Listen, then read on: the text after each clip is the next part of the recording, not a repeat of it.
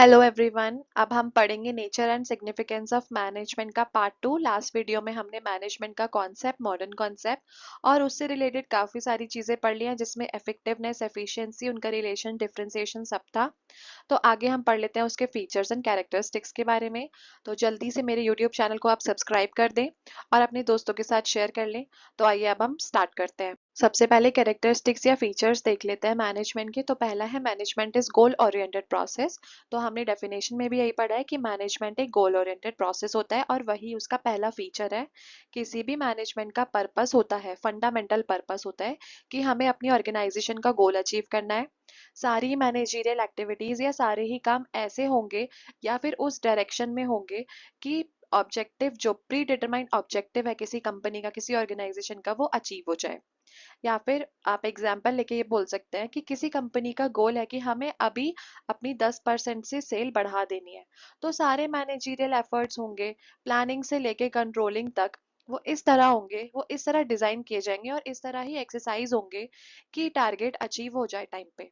या फिर आप ये कह सकते हैं कि managerial functions aims towards what goal of the organisation, ऐसे प्रेजेंट करके आना अपने आंसर में, तो काफी अच्छा मतलब इम्पैक्ट पड़ता है। ठीक है, तो ये हो गई हमारी फर्स्ट फीचर। दूसरा आ जाता है मैनेजमेंट इज परवेसिव। मतलब मैनेजमेंट एक यूनिवर्सल फिनोमेना है। मैनेजमेंट सिर्फ कंपनीज में ही नहीं लगता, रियल लाइफ में भी एप्लीकेबल होता है ना। तो मैनेजमेंट क्या है? इज ऑल परवेसिव, एक यूनिवर्सल फिनोमेना है।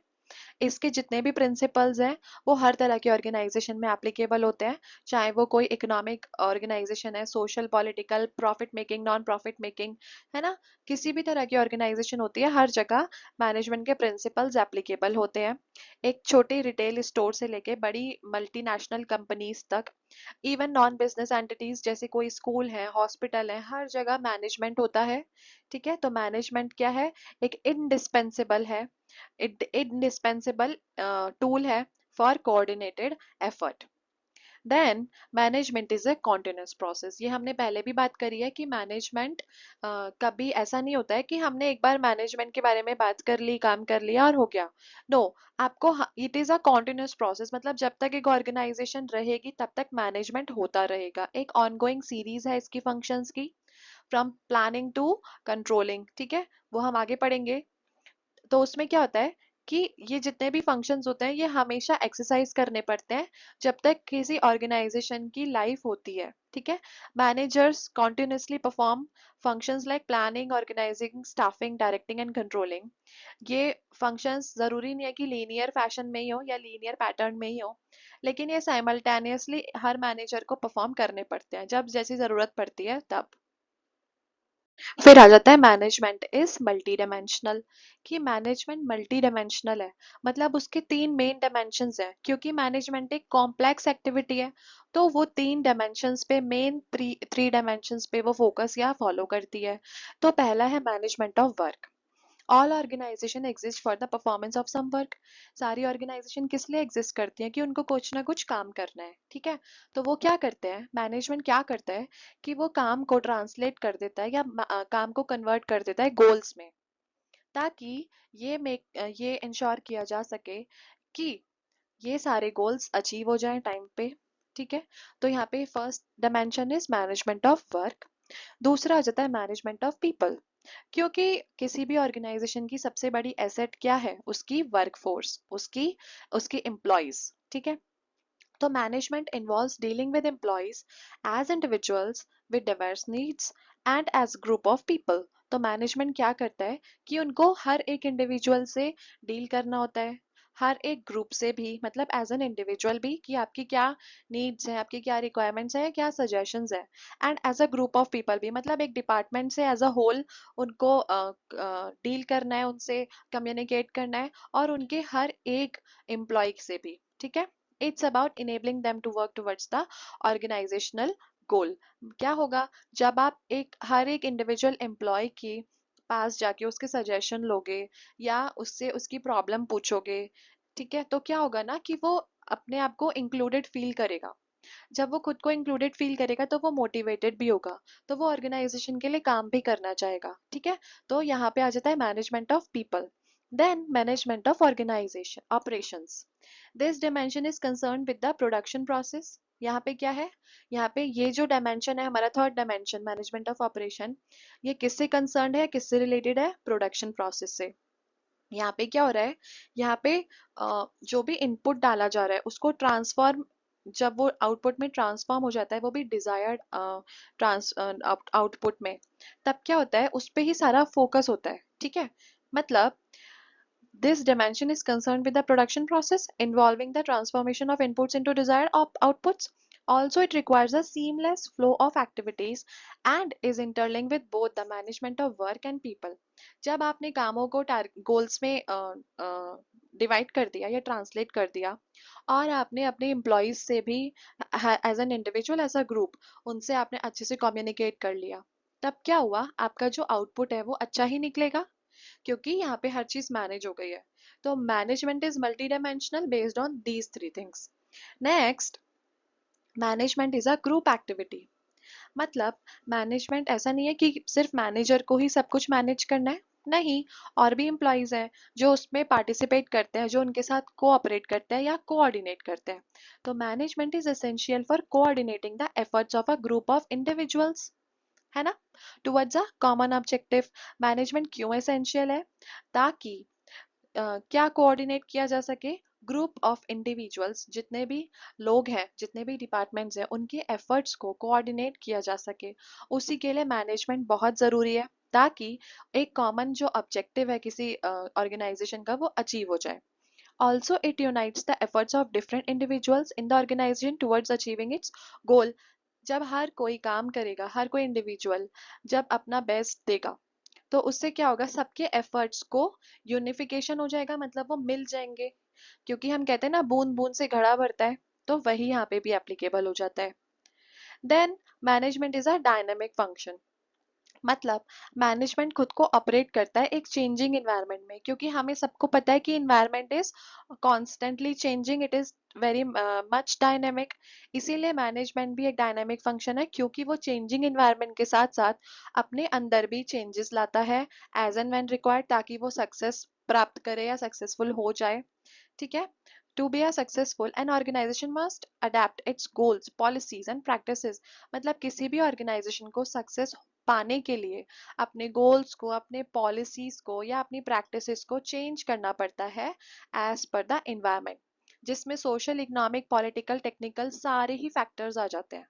ठीक है, देन इंटेंजिबल फोर्स। हाँ भाई, मैनेजमेंट को आप देख तो नहीं सकते, या फिर आप उसको टच भी नहीं कर सकते, आप उसको सिर्फ महसूस कर सकते हो। वो भी कैसे, जब किसी ऑर्गेनाइजेशन में सब कुछ बहुत स्मूथली हो रहा होगा, तब वहां पे कोई भी टेक्निकल या मतलब कोई भी स्किल्ड पर्सन देख के बता देगा कि okay, when everything is managed और सब कुछ स्मूथली हो रहा है, मतलब यहाँ का मैनेजमेंट इफेक्टिव है, एफिशिएंट है।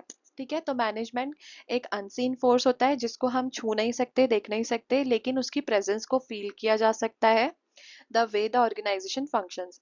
The effects of management are noticeable in an organization where there is orderliness, efficiency and high employee morale, indicating effective management. ठीक है, वही बात मैंने अभी बताई कि मैनेजमेंट का इफेक्ट कब नोटिसेबल हो सकता है, जब हम देखें कि एक ऑर्गेनाइजेशन में सब कुछ बहुत बहुत स्मूथली चल रहा है, एफिशिएंटली सारे काम हो रहे हैं, एम्प्लॉयज का मोरल भी एकदम हाई है। ठीक है, तो ये हो गए features, flowchart of characteristics, or you can say features of management. ऐसे you can present it in your answer sheets in exams. Next we have is objectives of management. तो देखिए objectives क्या होते हैं। Objectives are the end towards which the activities of an organization directed. Objective एक end result होता है या फिर एक end है जिसके लिए सारे organization काम कर रहे हैं। ठीक है, then the objectives of management are broadly categorized into three main types. यहाँ पे three main types में objectives को categorize कर दिया है। Also ये objectives काफी crucial हैं किसी भी organization के लिए, ताकि वो survive कर सके, उसकी growth हो in long term और वो prosper कर सके। तो वो क्या है, सबसे पहला है organizational objective, फिर आ जाते हैं social objectives and personal objectives. Organizational objectives, ये प्राइमरी ऑब्जेक्टिव्स होते हैं या प्राइमरी गोल्स होते हैं किसी भी ऑर्गेनाइजेशन के, जो उनको खुद के लिए ही अचीव करने होते हैं, ठीक है। Also, they focus on the economic aspects and are essential for the survival and growth of business.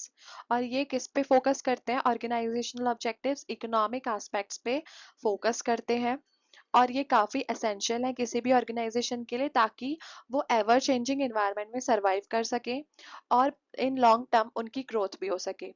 तो यहाँ पे हमने तीन पॉइंट्स पढ़े, वो थे सर्वाइवल, ग्रोथ और उन चीज़ों के लिए प्रॉफिट बहुत ज़रूरी है। तो यहाँ पे हम 3 पॉइंट्स की ही बात करेंगे ऑर्गेनाइजेशनल ऑब्जेक्टिव में। पहला है सर्वाइवल।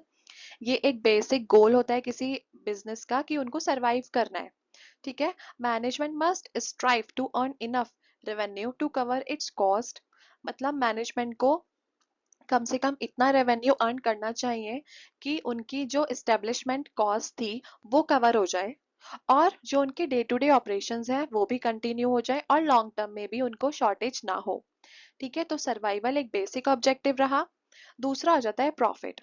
तो सिर्फ सरवाइव करना ही इज नॉट इनफ, ठीक है। तो उनको प्रॉफिट भी अर्न करना पड़ेगा, रीजनेबल प्रॉफिट होना चाहिए, ताकि रीजनेबल प्रॉफिट भी क्या है? रीजनेबल प्रॉफिट है जो उन्होंने रिस्क लिया था ना एक कंपनी को खोल के, क्योंकि हमें नहीं पता कि हमने कोई कंपनी एस्टेब्लिश की है तो हमें उसमें कितना प्रॉफिट होने वाला है या हम उसमें कितना फ्लरिश करने वाले हैं, ठीक है। तो वो एक रिस्क होता है कि आपने एक कंपनी में पैसा लगाया, तो दैट इज अ रिस्क। तो उस रिस्क के बदले आपको जो रिवॉर्ड मिलता है वो है आपका प्रॉफिट। ओके, प्रॉफिट बहुत क्रूशियल है कि काफी जो ऑपरेशनल कॉस्ट होती हैं, डे टू डे ऑपरेशंस की कॉस्ट होती हैं, या बिजनेस में की ग्रोथ के लिए आपको जो फंड्स चाहिए वो सब कवर हो जाए। तो प्रॉफिट आ गया। फिर आ जाता है growth. business needs to grow and expand its activities to be successful in the long term। long term में वो अपनी बिजनेस को एक्सपेंड करें, अब उनकी ग्रोथ हो, तो ये तो it is very crucial. Growth can be measured in terms of an increase in sale. कि कुछ नहीं तो मतलब ग्रोथ इज नॉट कि ये नहीं कि बस एक छोटी सी एक रूम में कंपनी थी, अब वो बिल्डिंग बन जाए, सिर्फ इतना ही ग्रोथ नहीं है, काफी एस्पेक्ट्स में ग्रोथ होती है। जैसे आप अपनी सेल बढ़ा दे रहे हो, ठीक है, या फिर आपके कंपनी में 50 एम्प्लॉयज थे, उसको बढ़ा के हमने 250 कर दिया, या कितना भी कर दिया, मतलब उसको इंक्रीज किया, है ना।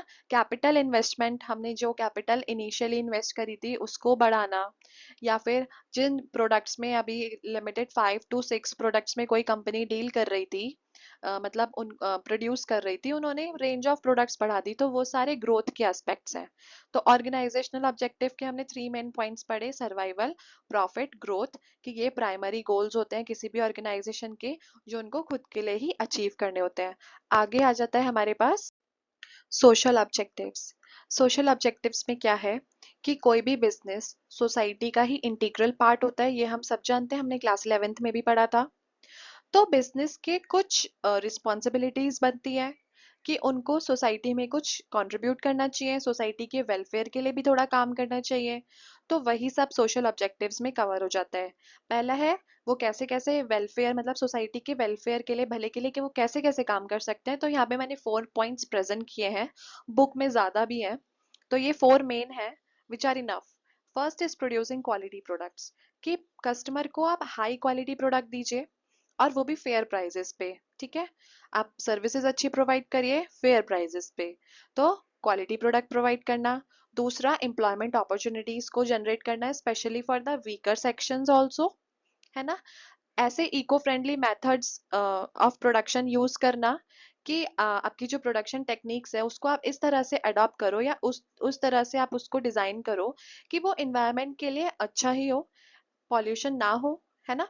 फिर आ जाता है इम्प्रूविंग लिविंग स्टैंडर्ड्स, कि contributing to the overall improvement of the standard of living of the community by undertaking social welfare activities, like आप स्कूल्स खोल दीजिए, हॉस्पिटल्स खोल दीजिए, डिस्पेंसरीज खोल दीजिए, या आप उसमें इन्वेस्ट कर दीजिए, तो वो क्या होगा, वो एक बिजनेस का कंट्रीब्यूशन रहेगा towards the society.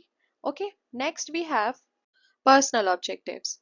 Personal objectives किससे रिलेटेड है? एम्प्लॉयज से, किसी भी ऑर्गेनाइजेशन के एम्प्लॉय से रिलेटेड है, क्योंकि अभी जस्ट हमने पढ़ा कि एम्प्लॉय सबसे ज्यादा वैल्यूएबल एसेट होती है या रिसोर्स होती है किसी भी ऑर्गेनाइजेशन के लिए। और इसीलिए मैनेजमेंट के लिए ये जरूरी है कि उनकी जरूरतों को पूरा किया जाए। किनकी जरूरतों को? एम्प्लॉयज की। क्यों? उससे एम्प्लॉय सेटिस्फाइड होंगे और मोटिवेटेड फील करेंगे। तो पहला पॉइंट आ जाता है हमारे पास फेयर सैलरीज एंड पर्क्स, कि एम्प्लॉयज को कंपैटिटिवली फेयर सैलरीज प्रोवाइड किया जाए। उसके एडिशनल उनको कुछ बेनिफिट्स भी दिए जाएं। बहुत सारे तरह के बेनिफिट्स होते हैं जो छोटी या बड़ी कंपनीज प्रोवाइड करती हैं। तो वो आप कमेंट सेक्शन में मुझे लिख के बताओ, फिर मैं बताऊंगी आपको बाद में। Then second is good working conditions, that कि जिस स्पेस में वो काम कर रहे हैं वो सेफ हो, साफ हो, कोई हेल्थ हैजर्ड्स ना हो, कंफर्टेबल भी हो, है ना। तो एक जो वर्किंग एनवायरनमेंट हो वो काफी क्लीन, सेफ एंड कंफर्टेबल होगा। Then training and development, offering opportunities for personal and professional growth, कि आप क्या कर रहे हैं जब उनको आप ट्रेन, या आप उनकी डेवलपमेंट के लिए तो आप उनको ट्रेन कर रहे हैं, या उनको डेवलपमेंट प्रोग्राम्स में पार्टिसिपेट करने के लिए मोटिवेट करें, है ना। तो उससे क्या होगा, वो पर्सनली एंड उनकी प्रोफेशनली दोनों ही ग्रोथ्स होंगी। तो आप उनको, मतलब जो मैनेजमेंट है स्पेशली वो, कि उनको ऐसी अपॉर्चुनिटीज ऑफर किए जाएं जिससे उनकी पर्सनल प्रोफेशनल ग्रोथ हो। वो कैसे हो, कि उनको ट्रेनिंग प्रोग्राम्स प्रोवाइड किए जाएं या development programmes. Then peer recognition, fulfilling the social and psychological needs of employees by giving them recognition and respect।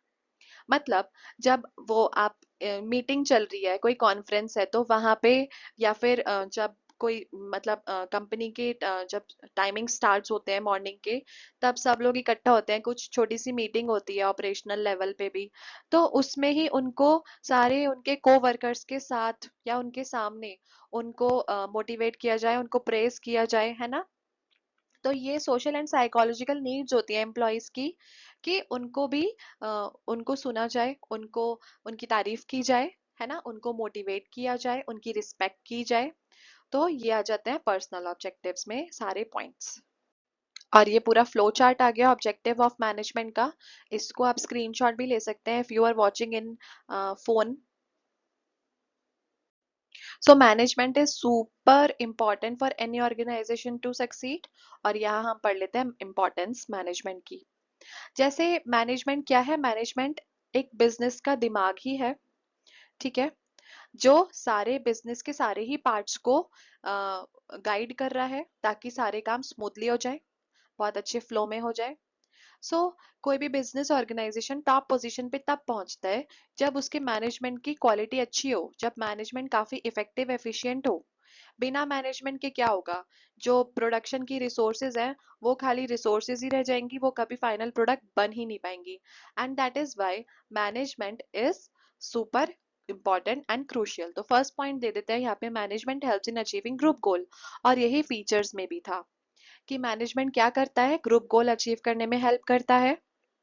Because management brings everyone's efforts together, just like a football match. Football match में क्या होता है, सब लोग अपना अपना खेल रहे होते हैं इंडिविजुअली, लेकिन कोच का काम क्या रहता है वहां पे, कि उनको उनका ग्रुप गोल बता दे कि आपका this is your group goal and you have to win the game.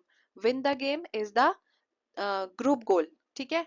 और वो इंडिविजुअली अपने सारे एफर्ट्स डाल रहे हैं ताकि हम मैच जीत जाएं। Similarly, management does the same for a business, directing all the employees' work towards achieving the company's objective. फिर यहाँ पे आ जाता है मैनेजमेंट इंक्रीजेस एफिशिएंसी। एफिशिएंसी का मतलब हमने फर्स्ट पार्ट में भी पढ़ा है। अगर अभी तक नहीं पढ़ा है तो आपको उस वीडियो की लिंक डिस्क्रिप्शन में मिल जाएगी, आप उसको भी पढ़ लीजिए तो और अच्छे से क्लियर हो जाएगा। यहाँ पे efficiency means getting the most output with the least amount of resources like time, money, material, है ना। Managers use planning and organising to reduce waste and cut down on cost. Managers क्या करते हैं, planning organising अपना functions use करते हैं ताकि जो कॉस्ट है उसमें से मतलब कॉस्ट तो कम कर दी जाए प्रोडक्शन की, और जितना भी वेस्ट हो रहा था तो ये कोशिश की जाए कि कम से कम वेस्टेज हो। By making sure everything is done in the best possible way, management helps the company become more productive and profitable. It's all about working smarter, not just harder. तो मैनेजमेंट अगर होगा किसी कंपनी में तो वहां पे efficiency increase हो ही जाएगी, ठीक है। फिर आ जाता है management creates a dynamic organisation. The world is always changing, ये हमने अभी कैरेक्टरिस्टिक्स में भी पढ़ा था। Environment is ever changing with new technologies, new competitors, new government rules. Our business needs to adapt to these changes to survive and grow. business को क्या करना होता है, जितने भी changes हो रहे होते हैं environment में उनको adapt करना होता है और खुद को उसके साथ change करना पड़ता है ताकि वो long run में survive कर पाए और grow कर पाए। Management helps the organisation stay flexible, management क्या करेगा, ऑर्गेनाइजेशन को हेल्प करता है कि वो फ्लेक्सिबल रहे चेंजेस को अडेप्ट करने के लिए। और वो क्या करते हैं, एम्प्लॉयज को गाइड करते हैं कि न्यू चैलेंजेस को वो बहुत सुंदर तरीके से एक्सेप्ट करें and making the company resilient and forward thinking. Next, management helps in achieving personal objectives. Every employee has personal goal. ठीक है, हर एम्प्लॉय का भी एक पर्सनल गोल है कि हमें अच्छी सैलरी मिल जाए, हमारा प्रमोशन हो जाए, हम नए नए स्किल सीख लें, ये सबके पर्सनल गोल्स है ना। तो जो अच्छा मैनेजमेंट होगा वो क्या करेगा, it motivates and leads the team in a way that helps employees achieve their personal goal while working towards the organizational goal. तो जो अच्छा मैनेजमेंट होगा, इफेक्टिव मैनेजमेंट होगा, वो एम्प्लॉयज को मोटिवेट करेगा, उनकी हेल्प करेगा कि वो क्या करें, वो अच्छे से काम करें, अपने पर्सनल गोल्स को अचीव करें। क्योंकि जब सबके ही पर्सनल गोल्स अचीव होंगे तो ऑर्गेनाइजेशन का गोल अचीव होने में ज्यादा टाइम नहीं लगेगा। Also when employees are happy, जब एम्प्लॉयज ही खुश रहेंगे और वो खुद को देखेंगे कि like and see a future for them self, वो अपना भी एक फ्यूचर देखेंगे कि okay when I will work very effectively and I will work like best तरीके से मैं काम करूंगा तो मुझे प्रमोशन मिल जाएगा, है ना। तो वो और डेडिकेशन के साथ काम करेंगे एंड ये क्या है, ये एक विन विन सिचुएशन होती है। फिर यहाँ पे कहते हैं कि management helps in the development of society, society के डेवलपमेंट में भी हेल्प करते हैं क्योंकि management doesn't just benefit the company, it helps society to by producing good quality product and services, creating job opportunities, जो सारा हमने सोशल ऑब्जेक्टिव्स में अभी पढ़ा था वही सारा है यहाँ पे। ठीक है, a well manage business is a valuable part of the community, क्योंकि मैनेजमेंट एक सोसाइटी का इंटीग्रल पार्ट होता है। सोसाइटी के लिए काम करना एक मैनेजमेंट की, एक बिजनेस की रिस्पॉन्सिबिलिटीज होती हैं। ठीक है, जॉब्स क्रिएट करना, अच्छी क्वालिटी के गुड सर्विसेज प्रोवाइड करना, नई नई टेक्नोलॉजीज आती हैं उनको अडाप्ट कर लेना, ठीक है, या इको फ्रेंडली तरीके से काम करना। तो management contributes to the overall growth of a nation. यहाँ पे इंपॉर्टेंस ऑफ मैनेजमेंट का यहाँ पे मैंने ये डायग्राम बनाया है, इसमें हमारे सारे पॉइंट्स आ गए जो भी हमने पढ़े। सो you can use this type of flow chart diagram in your answer sheets. Next we have nature of management, levels of management, functions of management and coordination. ये सारे ही टॉपिक हम नेक्स्ट वीडियो में cover करेंगे जो बहुत जल्दी मेरे YouTube channel पे पब्लिश हो जाएगी। तो आई होप जो हमने इस पार्ट में पढ़ा वो आपको अच्छे से क्लियर हुआ होगा। कोई भी इश्यूज हैं तो प्लीज आप कमेंट सेक्शन में अपने इश्यूज को लिख दीजिए, अपने क्वेश्चंस को लिख दीजिए। So, thank you so much for watching this video. Please subscribe to my channel and share it with all your friends, and good luck and stay tuned for the next part.